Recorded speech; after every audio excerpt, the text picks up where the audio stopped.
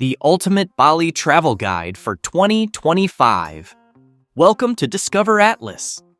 In this ultimate travel guide, we're here to give you the most informative and exciting Bali travel guide you will ever find. Today, we will be sharing the details and everything you need to know when traveling to Bali. The best places you can visit, the places you can stay, the activities you must try, the foods that will leave you craving more, and the unforgettable experience that will make Bali truly irresistible. Without further ado, let's explore the so-called Island of the Gods, Bali, Indonesia.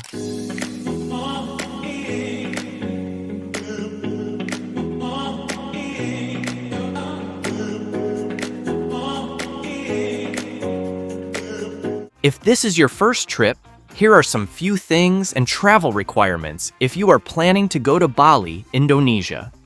Note that these requirements depend on the country you are coming from. So, how to plan your Bali trip? First, you need a flight ticket, a valid passport, and some visa requirements. Your passport must be valid for at least 6 months from your arrival date in Indonesia.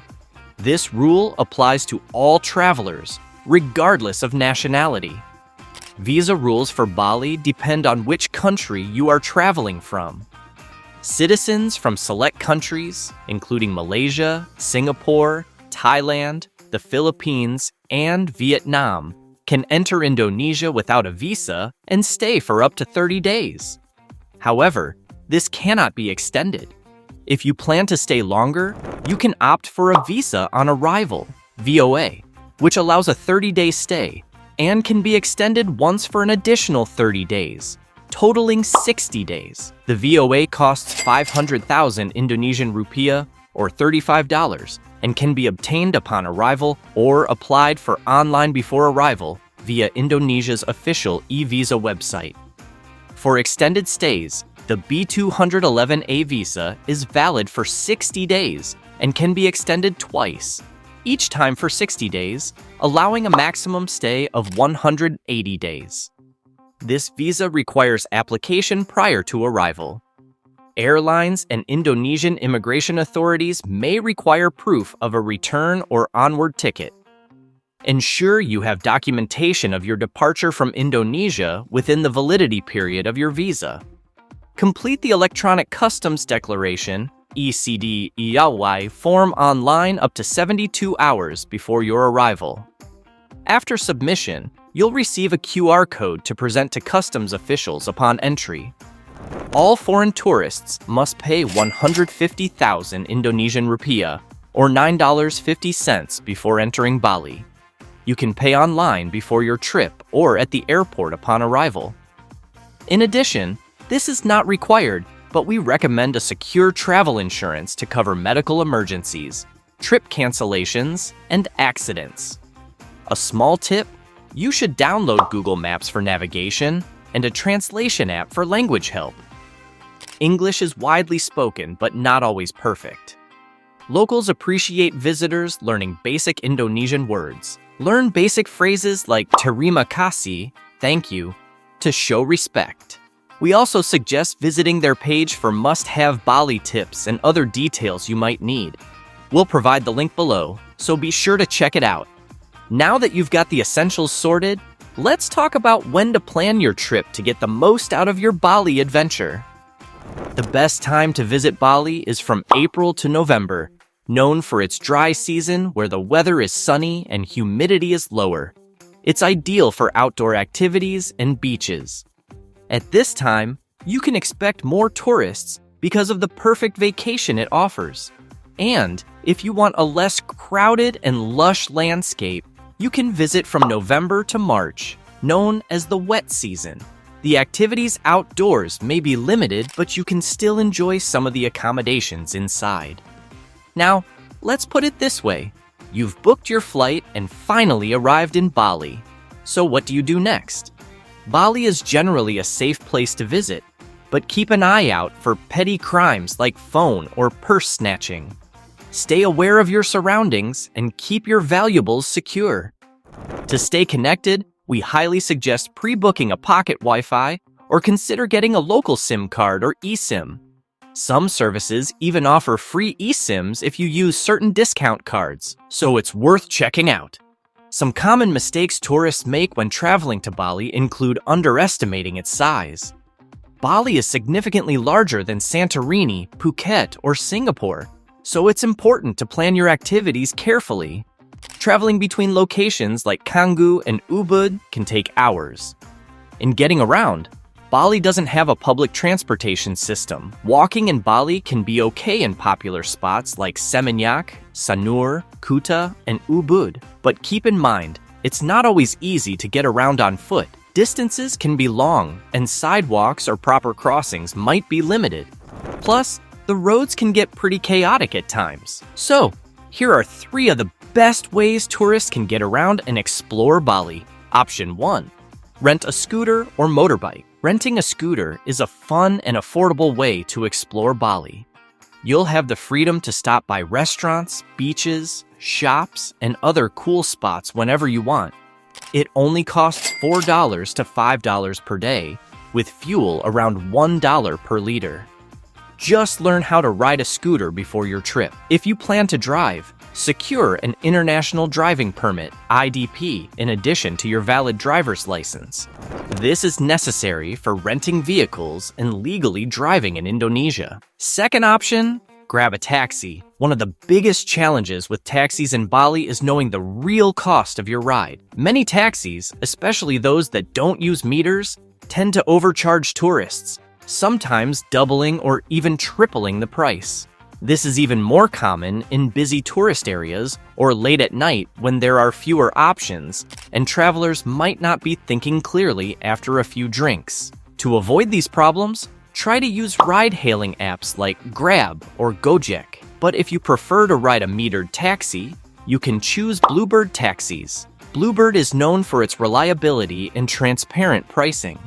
You can easily spot their distinctive blue vehicles and hail one directly from the street. Third option, private car rentals with driver. Tourists may prefer to hire private cars. Do you know it's better to rent a car with a driver rather than without a driver? Yes, it sounds expensive, but trust us, it's very affordable and much more convenient to get around. You can relax while your driver handles the traffic, parking, and navigation. Plus, you get the benefit of a local guide who knows all the best routes and hidden gems. Another thing, one of the best parts about renting a car with a driver is that diesel is usually included in the price. What a full package, right? Prices vary depending on the vehicle type and rental duration. For a 6 to 12-hour standard car rental with a driver, it typically costs between $30 and $40 per day. If you are a group of 4 people traveling, that's only $7 to $10 per person. It can literally save your time, money, and effort while sitting back and enjoying the ride. But if you're traveling with a bigger group and need more space, renting a car becomes even more affordable. Trust me, this is the best travel hack in Bali. You get a mini tour while transferring from one town to another. So, which option works best for you? Just allow extra time for tours, shows, and other activities because traffic can be heavy in tourist areas like Kuta, Seminyak, and Ubud. For the currency and payments, the official currency is Indonesian rupiah, IDR. Many places accept credit cards, but cash is still widely used in street food markets and shopping at smaller local stores. ATMs are available, but it's best to exchange some money before arriving. Next question is, where are the best areas to stay in Bali? If you're visiting Bali for the first time, picking the right place to stay can be tricky. You can find villas in these areas depending on how affordable or expensive you want your stay to be. Many people recommend popular areas like Kuta, Seminyak, and Canggu, but some travelers suggest they're better for short stays rather than long-term visits. If you're looking for a more relaxed or cultural experience, areas like Ubud, Munduk, Uluwatu, and North Bali might be a better fit. But of course, let's try to explore each of them to help you find the perfect spot for your trip. First up on the list, Kuta. Kuta is famous for its stunning beach, wild nightlife, and shopping streets. It's packed with bars, restaurants, and souvenir shops. The waves here are great for beginner surfers, and the sunsets are breathtaking. However, it can get very crowded, making it more ideal for a short stay rather than a long-term visit. If you love a fast-paced environment with lots of action, Kuta is the perfect place for you. Next, let's take a short trip north to Seminyak. Seminyak is a bit more upscale than Kuta, offering fancy beach clubs, luxury resorts, and stylish cafes. It's a hotspot for digital nomads and travelers who enjoy a mix of relaxation and fun. The beaches are beautiful, but the waves can be strong. If you love trendy spots, gourmet dining, and beachside sunsets, Seminyak is a great choice, though it can be a bit expensive. Let's head to Canggu, a beach town that's sure to steal your heart. Canggu is known for its chill vibes, cool cafes, and yoga retreats. It's a favorite for surfers, and it has less crowded beaches, perfect for lounging and digital nomads. The area has rice fields, stylish co-working spaces, and lively beach bars. As the sun sets, Canggu transforms into a hotspot for nightlife. The only downside? Traffic can be bad, and it's getting more crowded. But if you love a mix of nature and modern comforts, Canggu is worth checking out. To summarize, Kuta, Seminyak, and Canggu are more for parties and digital nomads. But if you're looking for peace, culture, cooler weather, and beautiful landscapes, then these areas are the best place to stay. Starting with Ubud, the heart of Bali's culture, is a beautiful and peaceful town surrounded by lush jungles, rice terraces, and ancient temples. It's perfect for those looking for peace, nature, and Balinese culture. You'll find yoga centers, art galleries, and beautiful waterfalls nearby. It's quieter than the beach areas, but still has great restaurants and cafes. If you want a relaxing cultural experience, Ubud is a must-visit. Now, let's take a deep breath of fresh mountain air in Munduk, which is a small village in the mountains, offering fresh air and scenic views. It's great for nature lovers, with waterfalls, hiking trails, and coffee plantations. There are fewer tourists here, so it's peaceful and ideal for escaping the crowds. If you love adventure and cool weather, Munduk is a hidden gem. If you're looking for a place in Bali that feels like paradise, Uluwatu is the spot. Perched on dramatic cliffs with breathtaking ocean views, this area is perfect for those who want a mix of relaxation, adventure, and luxury. Finally, North Bali is far from the touristy south, making it perfect for those who want a more local experience. Lavina Beach is famous for dolphin watching, while the waterfalls and temples in the area are stunning. The vibe here is much slower, so it's ideal for long-term stays if you want true relaxation. Now, let's say that you have already chosen your area and already booked your villa. The next big question is, what are the best things to do in Bali? You know, Bali is famous not only for its tourist attractions, but also for the outdoor activities you can try. If you're looking for adventure, start with Nusa Penida, known for its stunning cliffs, turquoise waters, and Instagram-worthy spots like Keling King Beach and Broken Beach. A shared tour costs around $40 to $60, while a private tour can be $80 to $150, including hotel pickup, boat tickets, and lunch. Tours usually start early, around 6 a.m. to catch the first boat. Expect some rough roads but breathtaking views. Don't miss snorkeling with manta rays. It's a must. If you prefer exploring at your own pace, renting a scooter at $7 to $10 is an option, but the roads can be tricky for beginners. Afterward, you can head to Ubud, where one of Bali's most famous attractions, the Bali Swing, offers thrilling swings over lush jungles and rivers. The most popular swing park in Ubud costs $35 per person, including unlimited swings, nest photo spots, and a buffet lunch. If you're just looking for photos, entry-only options start at $10 to $15. For a more complete experience, consider a tour package that combines the swing with rice terraces and temples for $50 to $100. It's best to visit in the morning to avoid crowds. From Ubud, make your way to Lempuyang Temple, famous for its Gates of Heaven photo spot with Mount Agung in the background. A shared tour costs around $40 to $60, while a private tour ranges from $80 to $120, often including stops at Tirta Ganga and rice terraces. The temple's entry is $4, and expect to wait in line for the iconic photo, sometimes 1 to 2 hours. Sarongs are required, but you can rent one at the entrance. To avoid crowds, visit early in the morning. The temple is about 1.5 to 2 hours from Ubud, so plan for a full-day trip. For those who think the Bali Swing and Lempuyang Temple are a bit overrated, there's another adventure waiting. Mount Batur, Bali's most famous volcano, is perfect for sunrise trekking. The hike begins early, around 3 a.m., and takes about 2 hours to reach the top. Once there, you'll witness an unforgettable sunrise over Lake Batur, with clouds floating below. Many tours include breakfast cooked with volcanic steam.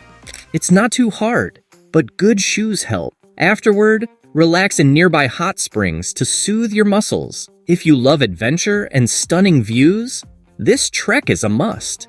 Not too far from Ubud, you'll find the Tegalalang rice terraces, famous for their breathtaking green landscapes. The rice fields are carved into hillsides, creating a stunning view. You can walk through the fields, learn about traditional Balinese farming, or enjoy a cup of coffee in a nearby cafe. The best time to visit is early morning or late afternoon when it's cooler. Many visitors also try the Bali Swing here for an unforgettable experience. Don't forget to bring cash for small entrance fees and to support local farmers. It's a peaceful and beautiful place for nature lovers. Next, head to Pura Ulun Danu Bratan, a stunning water temple on Lake Bratan, one of Bali's most photographed sites. Entry costs $4 per person, and it's best visited in the morning when the mist creates a magical view. A shared tour costs $40 to $60, while a private tour is $80 to $120, often including stops at Handara Gate and Jatelui rice terraces. You can also rent a canoe or paddle boat for $5 to $10 to explore the lake. The temple is around 2 hours from Ubud, making it a great day trip. For a unique blend of nature and culture, stop by the Sacred Monkey Forest Sanctuary in Ubud. This lush forest is home to over 1,200 playful monkeys, along with ancient temples and stone carvings. The monkeys are fun to watch, but be careful. They might try to grab your food or belongings. Keep your distance and avoid eye contact to prevent unwanted attention. Walking through the forest, you'll see sacred temples and hidden paths. It's a great mix of wildlife and culture, perfect for families and nature lovers. Buy bananas if you want a monkey to climb on your shoulder for a fun photo. If you're looking to explore even more, consider visiting nearby islands like Lombok, Gili Islands, and Komodo Island for unique experiences you won't forget. These places and experiences are a dream destination for everyone. One question: what's your favorite place so far? But wait, we're not just going to talk about places. Let's dive into the different foods you can taste here in Bali. If you're visiting Bali for the first time, these are the top 7 must-try delicious local dishes in Bali. First up, nasi goreng. You can't visit Bali without trying Indonesia's famous fried rice. It's savory, packed with flavor, and usually comes with a fried egg on top. Plus, it's super affordable at just $1.50 to $3 in local warongs. Next, mie goreng. Think of it as nasi goreng's noodle-loving cousin. These stir-fried noodles are slightly sweet, a little savory, and served with fresh veggies. A comforting dish for around $1.50 to $3. Now, let's get serious with babi guling. This is Balinese-style roasted pork, marinated in aromatic spices and slow-cooked until crispy. It's a must-try, especially if you love rich flavors. A plate with rice and sides costs around $3 to $5. Satay lili is another winner. Imagine grilled skewers of minced meat mixed with spices, wrapped around a stick, and cooked over charcoal. Add peanut sauce, and you've got a delicious meal for $2 to $4. Ever heard of lawar? It's a traditional Balinese salad made with minced meat, herbs, and vegetables. It's fresh, flavorful, and costs just $2 to $4 at local eateries. Nasi campur is next. It literally means mixed rice, and that's exactly what you get. A little bit of everything. From meats and veggies to tofu and sambal, some street stalls sell skewers for as low as 50 cents to $1. And finally, satay.